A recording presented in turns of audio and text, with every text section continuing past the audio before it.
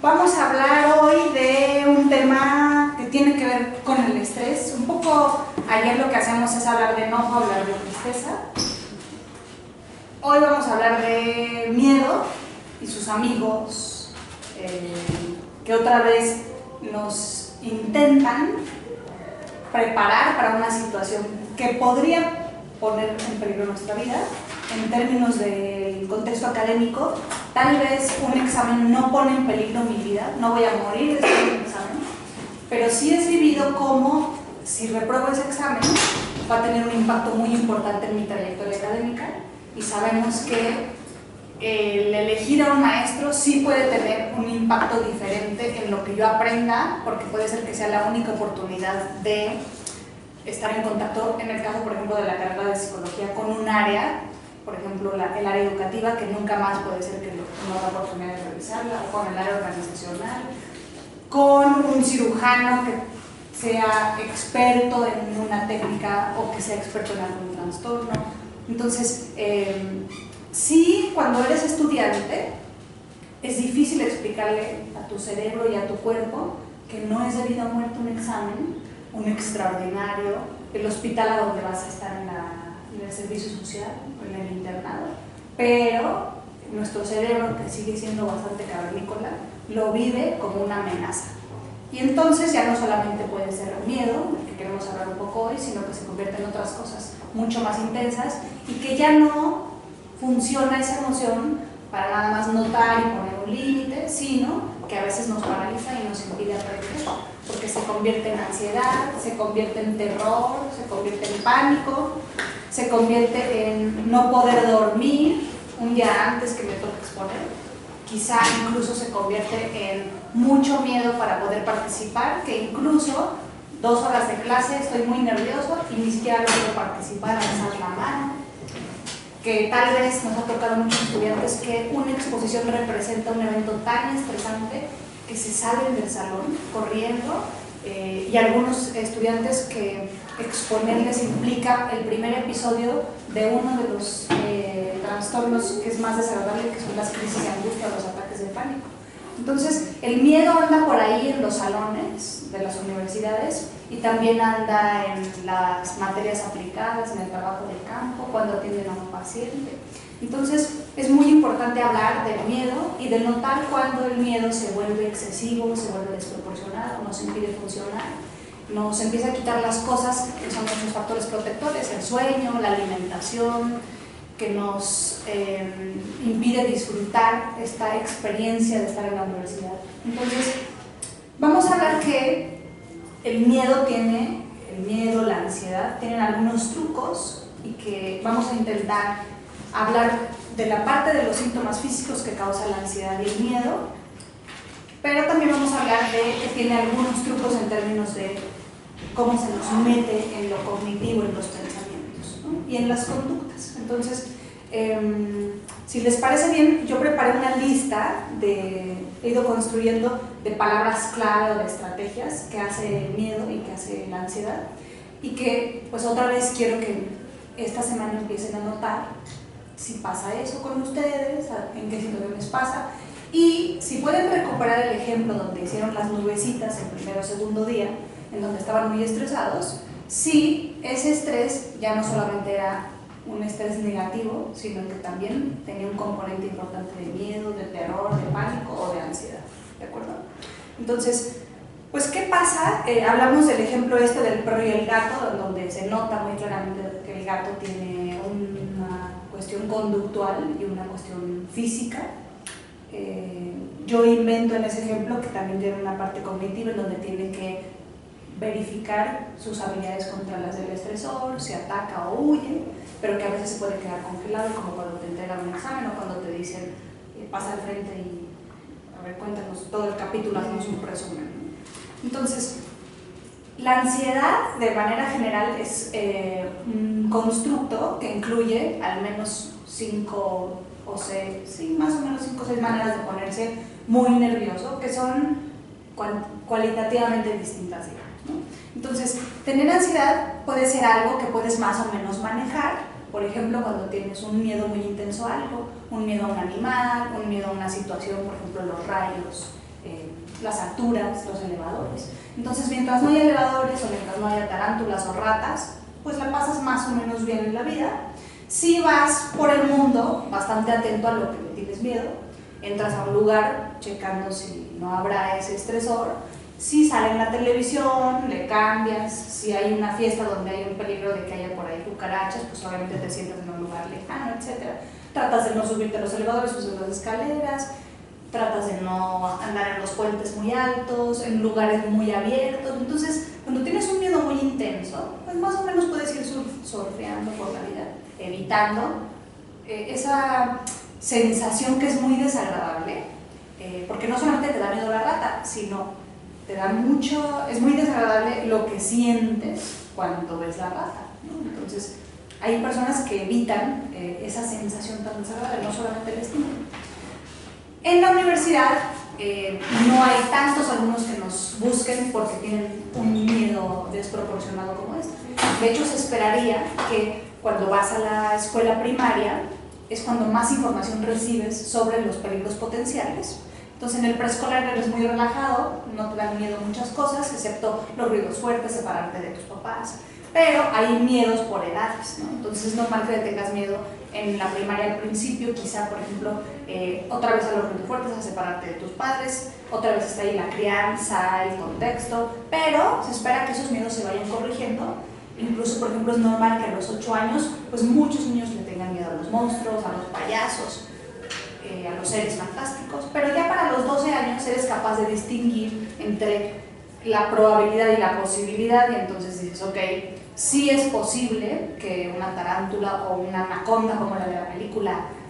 tal vez se coma a una persona entera. Podemos ver en Facebook, yo esta semana vi un video de un super lagarto que salió en un campo de golf en Florida, que parecía casi mini dinosaurio. Entonces puedes aprender que, claro, sí existen esos animales, claro que te podrían matar, un cocodrilo, ¿no? Te podría matar, pero es muy poco probable que en la fecha sacaras algún cocodrilo, ¿no? Y que nadie se diera cuenta y que yo me lo encuentre solo. Porque puedes tener la información suficiente, conoces los riesgos y entonces también entiendes que en ciertos lugares del mundo hay estos cocodrilos, en otros no hay, etc. Entonces para los 12 o 13 años ya más o menos esperaría que no tuvieras un miedo muy intenso a algo o que ya lo hubieras superado. Probablemente tú mismo, a través de que ya tuviste varias experiencias, te mordió tal vez un perro, pero tienes que seguir conviviendo con los perros y los superas, ¿no? Entonces, las fobias, los miedos muy intensos en la universidad o en el contexto del aprendizaje en general no causan muchos problemas a los estudiantes, como otro tipo de cuestiones que tienen que ver con la ansiedad. Por ejemplo, les decía, hay esta cuestión de los ataques de pánico, que son episodios muy desagradables, porque en 15 minutos sientes a veces que te mueres, te late el corazón muy rápido, te mareas, se te duerme o sientes cosquilleo en alguna extremidad. Hay personas o hay estudiantes que se van a desmayar. A mí me tocó una estudiante que cuando venía en el transporte tuvo una primera crisis de angustia o un ataque de pánico, tenía una semana muy complicada de examen, estaba muy preocupada, le tocaba exponer ese día, se me subió al metrobús, había demasiada gente, ella empezó a sentir que se ahogaba, que no podía respirar. Vino, le fue muy mal en su exposición y ya no pudo tomar el metrobús de regreso, entonces tuvo que tomar una ruta muy larga para compensar que el metrobús era mucho más rápido, y a partir de ese día empezó a evitar el metrobús, tomar rutas muy largas que causaron que empezó a llegar tarde y a perderse la primera materia, hasta que hubo un día en que ya ni siquiera quiso tomar esa ruta larga y la historia terminó que tuvo que abandonar el semestre porque empezó a presentar síntomas de pánico. Entonces, es muy desagradable. Veíamos que los trastornos más frecuentes en la población mexicana son consumo de alcohol por un lado, depresión, y hoy vamos a estar hablando de los que tienen que ver con ansiedad. Entonces, muchas personas no saben que afortunadamente es un trastorno que tiene un tratamiento bastante efectivo, bastante breve, que muchas de las veces se relaciona con esta cuestión que decíamos de estrés, porque los alumnos viven 3 o 4 eventos muy estresantes, los afrontan bastante bien y de pronto hacen un síntoma como este. Entonces, tener una crisis de angustia primero es bastante sorprendente, porque cuando tú corres una carrera o maratón, te agitas porque, vamos a empezar, inflas muchos globos para una fiesta y te mareas. No te sorprende porque te das cuenta que acabas de inflar muchos globos y entonces te tienes que sentar y le dices a alguien más, a ver, tú síguele porque ya me cansé, y puedes continuar, no te asustas, pero cuando tú de pronto estás en el metrobús o estás en el salón a punto de exponer y empiezas a sentir opresión en el pecho, cosquilleo, mareo, no sabes si te vas a desmayar. A veces hay personas que estas crisis de angustia les ocurren en lugares cerrados y se mezclan con un poco de claustrofobia. Entonces empiezan a sentir qué me está pasando. Hay personas que incluso sienten que es como un infarto, ¿no? A diferencia de cuando inflas los globos, o por ejemplo cuando te pasa si estás dormido y te despiertas con todos tus síntomas, es muy angustiante. Empiezas a intentar hacer cosas como abrir la ventana, como abanicarte, como salir a caminar porque sientes que no jalas aire. Y hay personas que tienen estas crisis de angustia sin disparador aparente y de la nada, otras con un disparador. Entonces, hay muchos estudiantes por ahí que no saben que esto se puede tratar y que tiene que ver muchas de las veces con un estilo de afrontamiento dirigido a la solución de problemas y que se saltaron la emoción, que de pronto su cuerpo dice: estoy muy estresado, necesito hacer una pausa, he tenido 3 meses difíciles, y que pueden aprender cómo,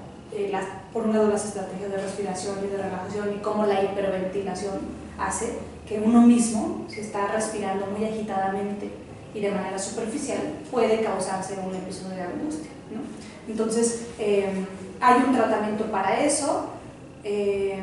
Normalmente cuando uno va a clases de educación física te piden inhala, entonces haces una respiración casi siempre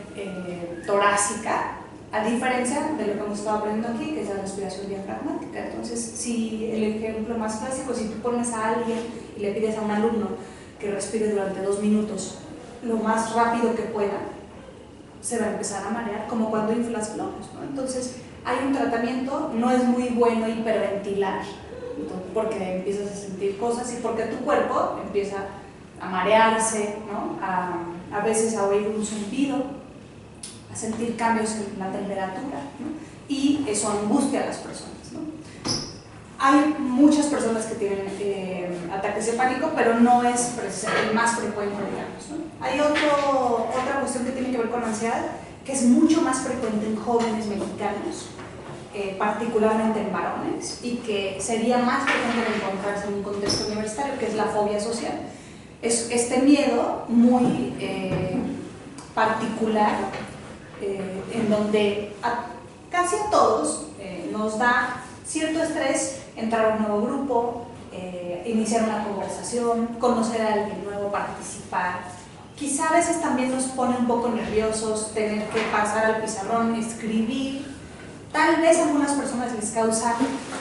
incomodidad ir al baño de la universidad, comer delante de alguien más, etc. Pero hay un grupo de personas, particularmente les digo los varones, que esta incomodidad no solamente es incomodidad, sino también puede ser no timidez, sino ya algo que es bastante incapacitante y que causa un deterioro importante en las relaciones personales. Entonces, no es que el joven o el estudiante no le guste participar y prefiere siempre hacer ensayos o glosas, o el día que le toca exponerse enfermo. Lo que pasa es que hay muchos más hombres que les cuesta mucho trabajo, les gustaría pasar a exponer, les gustaría ser populares, les gustaría poder iniciar mucho más fácilmente conversaciones con el mismo sexo, con el sexo contrario, para inclusive empezar relaciones románticas, amorosas, pero la ansiedad que le genera esto de la interacción es a veces necesidad incapacitante, ¿no? Entonces, son jóvenes que, les digo, es muy frecuente en la población mexicana en particular, la pasan muy mal, y muchos de estos jóvenes, cuando se enfrentan, por ejemplo, a un plan de estudios que les requiere mucha más participación, discusión y análisis que trabajos por escrito o exámenes departamentales, puede ser un factor de riesgo para abandono escolar, porque su desempeño académico está totalmente ligado a su dificultad para interactuar en el equipo, participar, exponer, etc. Entonces, hay que estar atentos porque estos jóvenes estudiantes, además de la fobia social, empiezan a generar muchas de las veces síntomas de depresión. Porque pues la universidad, decíamos en la primera clase, es una época recordada por muchos, por una época de muchas fiestas, de mucha vida vida social, de tener varias parejas, muchos, las cifras a nivel nacional, el debut de la vida sexual casi siempre es en la prepa, pero casi siempre empiezan a tener una vida sexual mucho más importante en la universidad. Pero cuando tú tienes una gran dificultad para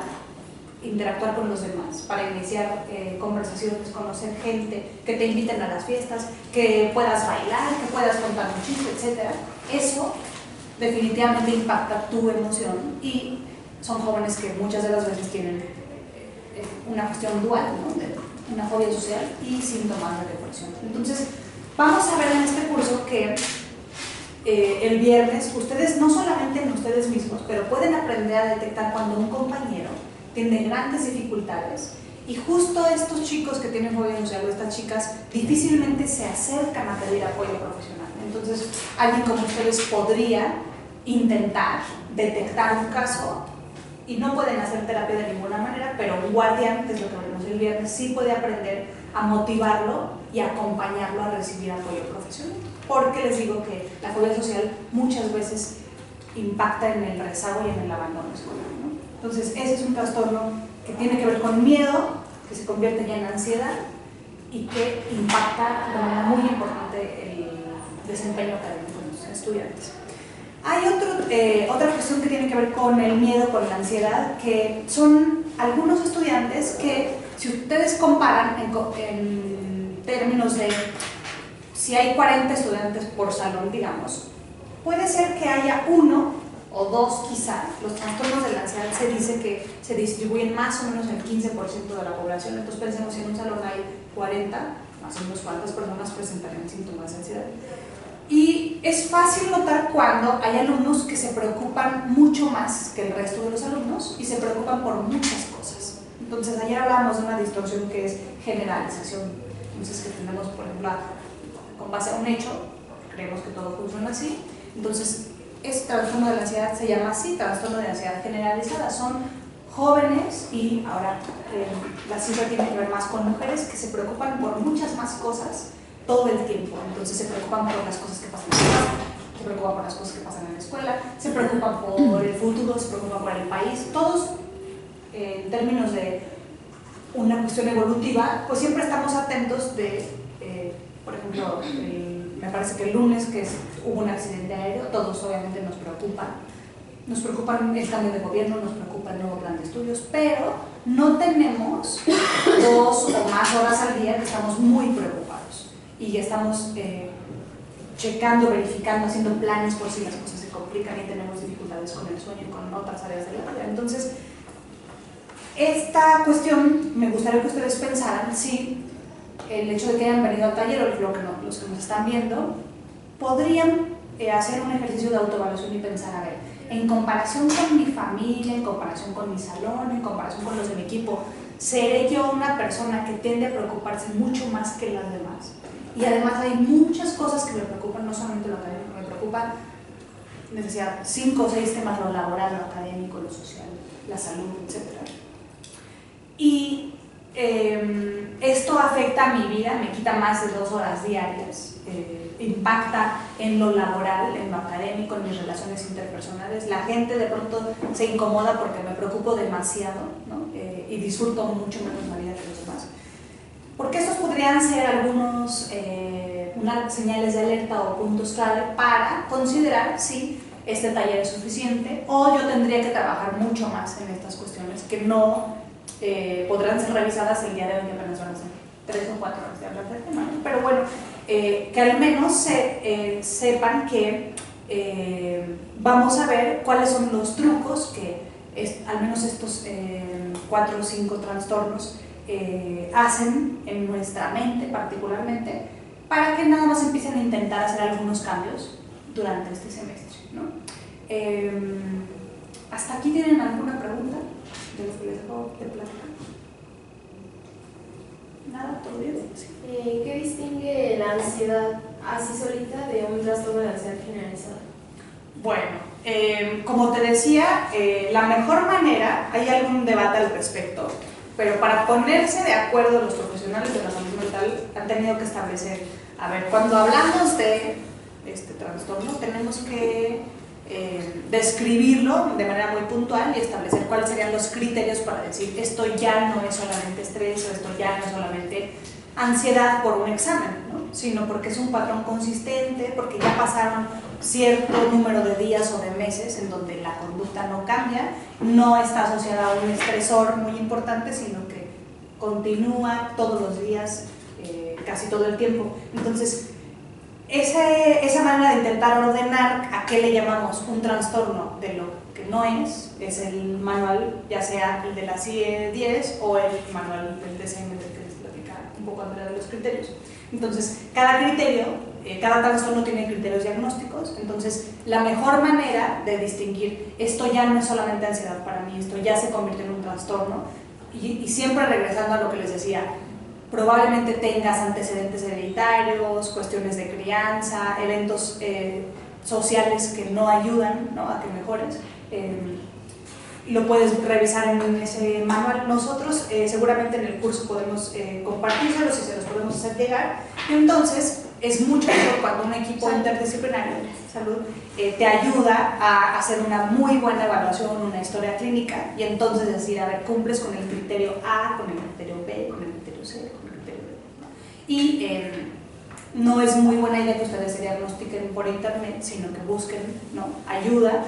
ya sea en cualquiera de las estrategias de aquí, o que busquen directamente a la psiquiatra para poder decir, esto ya cruzó la línea entre un evento estresor típico, que ya había, o se espera que se corrija en 3 meses, porque ya llevo más de 6 meses donde todo me preocupa en todas las áreas, causan malestar clínicamente significativo, impacta lo social, lo académico, lo laboral, lo familiar, ¿no? Entonces, y también, para los que nos están viendo, no es tan común, pero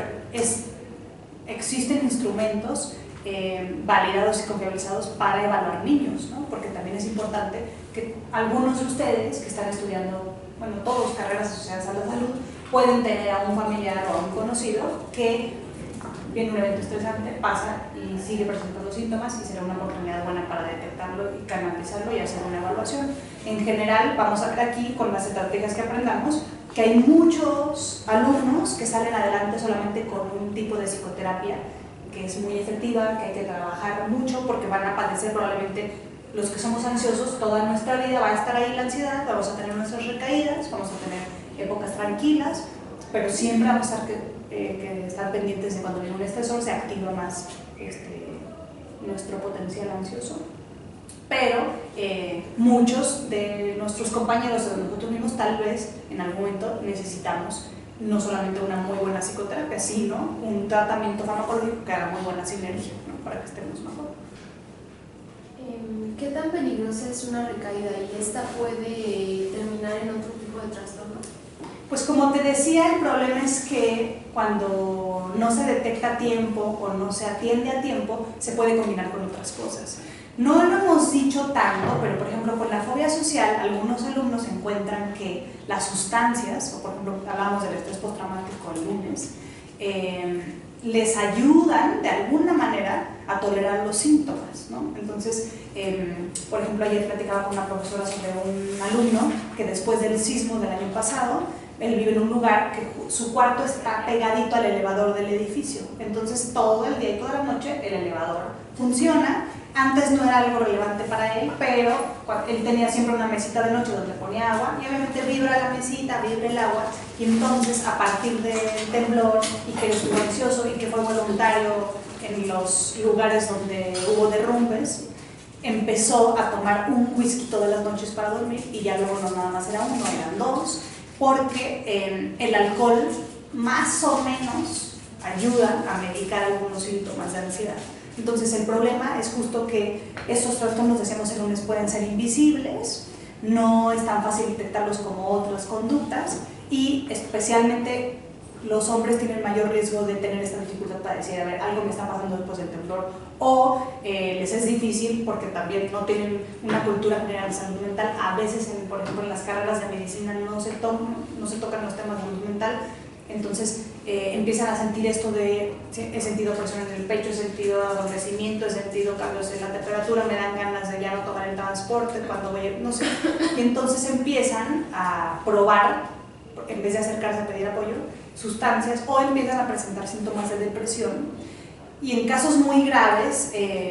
podría pasar por su mente el suicidio, ¿no? Que es el peor desenlace de todos los trastornos mentales. Entonces, pues sí, la idea es intentar que este curso y que ustedes, que son un referente en sus alumnos, en su comunidad, en su equipo, tuvieran información para poder ayudarle a alguien a detectar para que eso no avance, porque si tú revisas las cifras a nivel mundial, es muy preocupante que en promedio un trastorno de que empieza a presentar datos, a que se evalúa adecuadamente, a que se atiende, a veces, o sea, la cifra más importante es que tardan hasta 8 años las personas en buscar ayuda. Entonces, es muy fácil poder creer que entonces empezó a presentar el síntoma, ya intentó terapias alternativas, alcohol, marihuana, ¿no? Y ya entonces cuando llega contigo trae no solamente la ansiedad, ¿no? Sino trae un problema de consumo de alcohol, trae una cuestión depresiva, puede ser en casos más graves que trae un intento suicida y el pronóstico es peor porque trae muchas cosas más, ¿no? Y muchas ganas de terminar la carrera, ¿no? Nosotros nos han tocado estudiantes que han abandonado la carrera por fobia social, por ejemplo, y entonces pues son estos estudiantes que después no logran integrarse tampoco a una cuestión de trabajo y empieza a ser un problema familiar, ¿no? O son estudiantes que ya no pueden salir solos de su casa y que necesitan siempre estar acompañados y la familia empieza a intentar hacer cosas muy complicadas para no dejarlo solo o para acompañarlo a la escuela, y entonces tiene que venir la mamá y se la pasa aquí toda la mañana para que él se regrese acompañado. Entonces empieza a causar muchos cambios muy estresantes que a veces la familia se acostumbra y apoya